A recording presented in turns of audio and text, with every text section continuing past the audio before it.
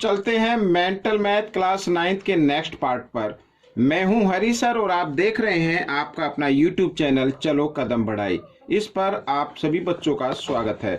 तो बच्चों, आज हम जो करने वाले हैं नेक्स्ट पार्ट, आइए उसको रीड कर लेते हैं और इम्पोर्टेंट है, जरा आप इसको ध्यान से देखिए यहाँ पर ये मैंने लिखा हुआ है। क्या कहता है question? The radius of the wire is decreased to 1/3। यानी एक वायर है, ठीक है, एक वायर है इस तरीके से, उसकी जो रेडियस है वो डिक्रीज कर दी गई है 1/3।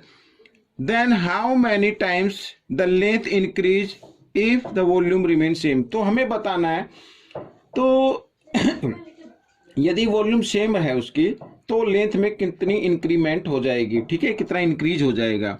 इसका मतलब देखो कैसे करना है, आपको माइंड में भी कर सकते हैं। तो सबसे पहले आप इसको थोड़ा सा, मैं इसको जूम कर लेता हूं, ये देखिए। अब देखो यहाँ पर सबसे पहले आपको करना क्या है, यहाँ पर जो ये डिक्रीज की गई है इसकी रेडियस, ठीक है, ये 1/3 की गई है। इसका मतलब पहले जो रेडियस होगी वायर की वो कितनी होगी, मान लीजिए वो 1 सेंटीमीटर है। आइए करना शुरू करते हैं। देखो, लेट द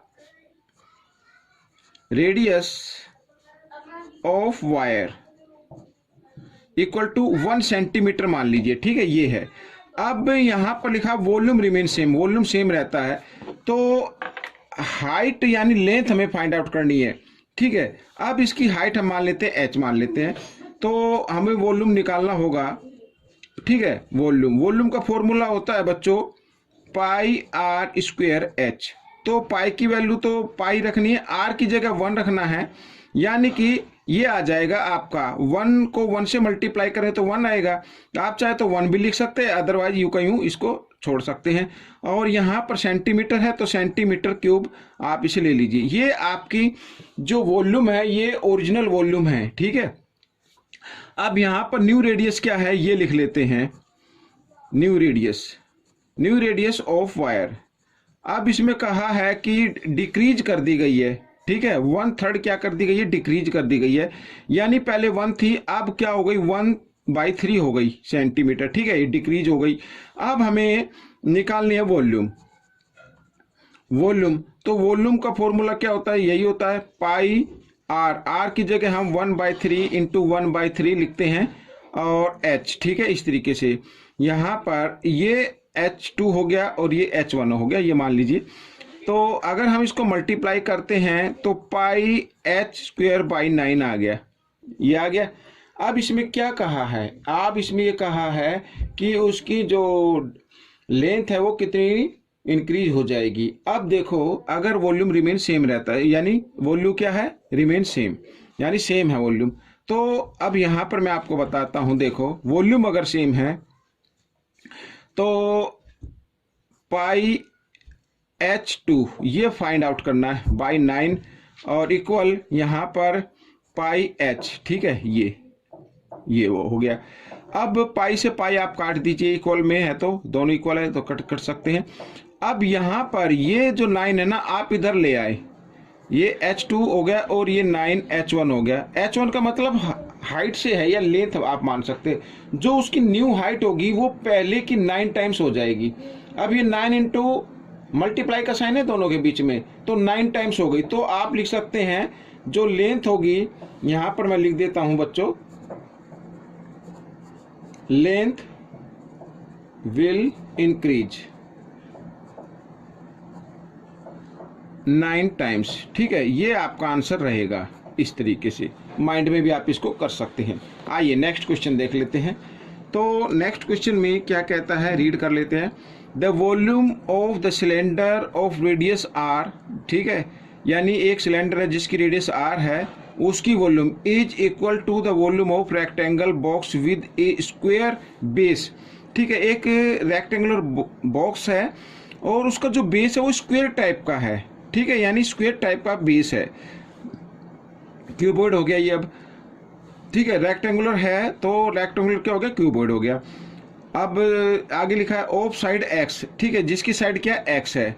अब इसमें अगर हम इस तरीके से निकाले, ये देखो ये मान लीजिए मैंने लिटा दिया है आप इसको इस तरीके से देखें, इस तरीके से ये है बेस, ठीक है, ये वाला अगर इसको खड़ा कर दें तो ये नीचे आ जाएगा, ये बेस हो जाएगा।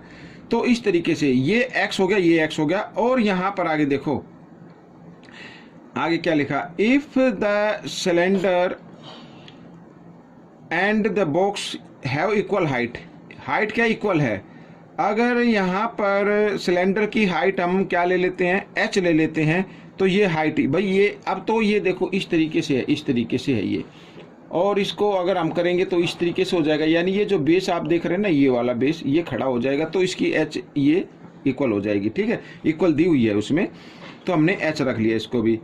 आगे क्या, then find r, r find करना है आपको in the term of x, यानी x को x ही रखना है, ठीक है। आइए करना शुरू करते हैं। अब सबसे पहले यहाँ पर क्या गिवन है ये आपको ध्यान देना है। सबसे पहले वॉल्यूम ऑफ सिलेंडर निकालते हैं, volume of cylinder, volume of cylinder होता है पाई आर स्क्वायर एच, यही फॉर्मूला होता है, ठीक है। अब इसमें सेंटीमीटर वगैरह कुछ नहीं है तो यूनिट लिख लेते हैं, यूनिट दिया हुआ है, तो ये होगा यूनिट क्यूब, ठीक है, वॉल्यूम है तो क्यूब में आ जाएगा। अब इसमें क्या कहा है, अब ये ध्यान देने वाली बात है, इसकी तो रेडियस आर थी, आर हमने लिख दिया। ये वॉल्यूम इक्वल है rectangular box with square base of side x. अब क्यूबॉइड यानी क्यूबॉइड, तो हम यहाँ पर निकालते हैं volume of cuboid. Volume of cuboid क्या होता है, length into breadth into height होता है, लेकिन यहाँ पर ये जो दिया हुआ है स्क्वायर बेस, तो ये मान लीजिए ये लेंथ हो गई, ये ब्रेथ यही मान लेते हैं, और हाइट हम मान लेते हैं एच इसमें, यानी क्योंकि हाइट दोनों की क्या इक्वल है, वो सिलेंडर की भी हाइट इक्वल है, यानी सिलेंडर की हाइट भी एच है और क्यूबॉइड की भी जो हाइट है वो एच है, ठीक है। इस तरीके से आपको लिख लेना है।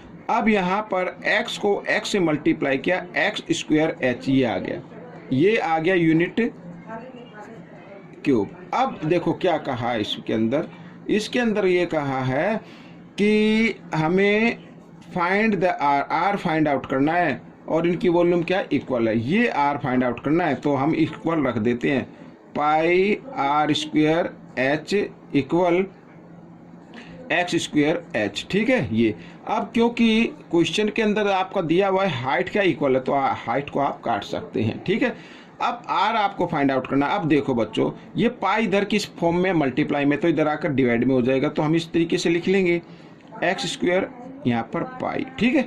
अब यहाँ पर ये स्क्वायर है, इक्वल के साइन से इधर लेके आओ, तो ये यहाँ पर मैं करके दिखाता हूँ, यहाँ पर, तो ये इधर आकर स्क्वायर रूट में कन्वर्ट हो जाएगा, एक्स स्क्वायर बाई पाई, इस तरीके से।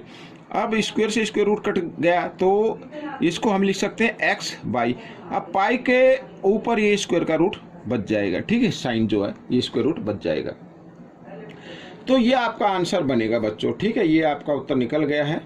एक बार फिर मैं बताता हूँ, यहाँ से देखो ये स्क्वायर है, इक्वल के साइन से इधर लेके आएंगे, स्क्वायर रूट में कन्वर्ट हो जाएगा, और स्क्वायर से स्क्वायर रूट का साइन कट जाता है, लेकिन नीचे वाला तो बचेगा ना। आप चाहे तो इसको देखो एक बार इस तरीके से लिख सकते हैं, मैं इधर दिखाता हूँ करके, एक्स स्क्वायर इस तरीके से आप लिख लीजिए, ठीक है। यहाँ पर भाई ये स्क्वायर दोनों पे आएगा ना, न्यूमरेटर पे भी और डिनोमिनेटर पे भी, इस तरीके से लिख सकते हैं। तो यहाँ पे ये तो कट गया, तो आपका आंसर बच गया एक्स बाई रूट पाई, ठीक है, इस तरीके से। तो बच्चों अब हम करेंगे नेक्स्ट क्वेश्चन, आइए करना शुरू करते हैं। Question number 39, if the volume of two cones are in ratio 1:4, ये वॉल्यूम है, कोन की वॉल्यूम है, गिवन है, their diameter are in the ratio 4:5, find the ratio of their height, height का रेशो फाइंड आउट करना है, ठीक है।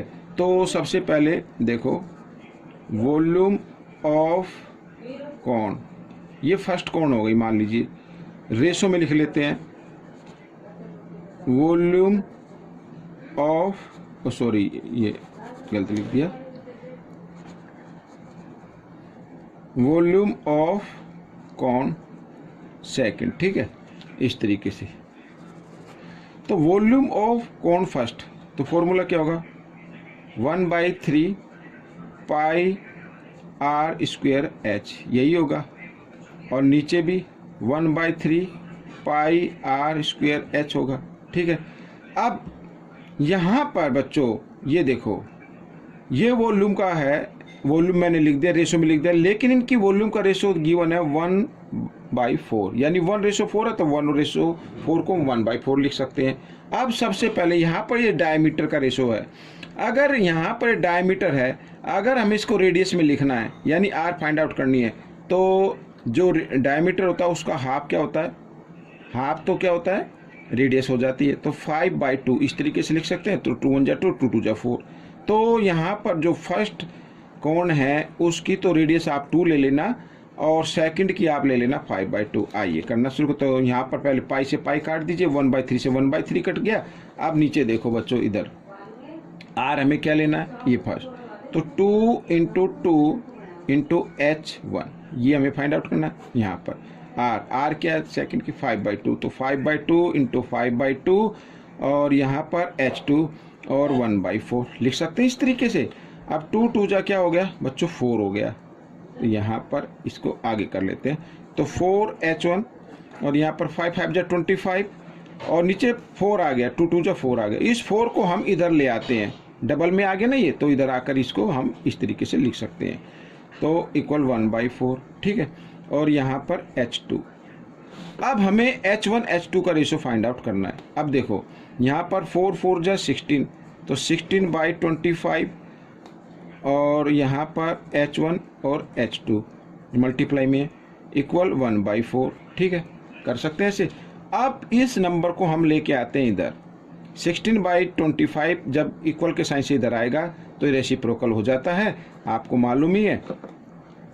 तो हमारा H1 H2 आ गया, तो 16 इधर नीचे आ जाएगा इस तरीके से, ये देखो रेसिप्रोकल हो गया 25/16, सॉरी यहाँ पे 4 है, तो 25, 16 4 जा 64, और तो H1 H2 का रेशो आ रहा है 25/64, तो यानी ये आपका आंसर बनेगा। ठीक है बच्चों, तो ये क्वेश्चन आपका सोल्व हो गया। आइए करते हैं लास्ट क्वेश्चन इस पार्ट का, ये भी हम देख लेते हैं।